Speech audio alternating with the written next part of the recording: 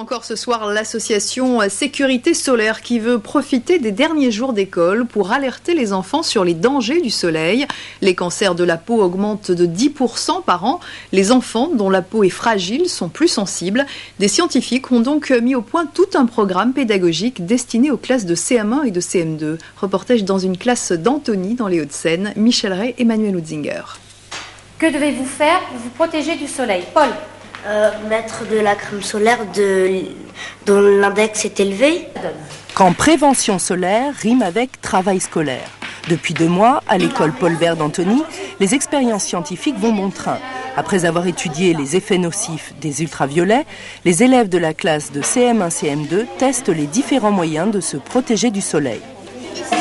Sur les tissus. Les tissus, faut savoir si ça nous protège plus un tissu clair qu'un tissu foncé.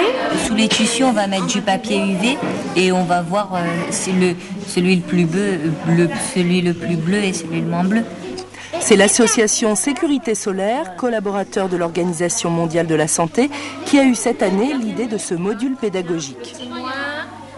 Premièrement, enfant, on est plus sensible, la peau est plus fine, la peau est moins apte à se défendre. Les systèmes de défense comme le bronzage ne sont pas prêts avant la puberté en fait.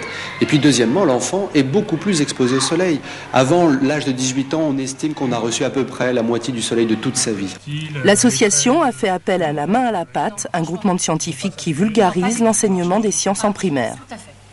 On va créer des situations qui vont mettre les enfants en situation de réflexion, ils vont être acteurs et ce sont eux qui vont prendre conscience des dangers, ce sont eux qui vont réfléchir aux moyens de protection et ce sont eux qui vont vraiment intégrer et à la limite créer ce message de santé publique que vous souhaitiez au départ leur faire passer. Ils ont des idées toutes faites dans la tête et ils découvrent qu'en faisant ces expériences, finalement ils se sont trompés. Et le message finit par passer, y compris chez les parents. Maintenant, on pourra peut-être leur dire des fois, même quand ils vont dans l'eau, qu'il faut quand même mettre de la crème solaire et tout.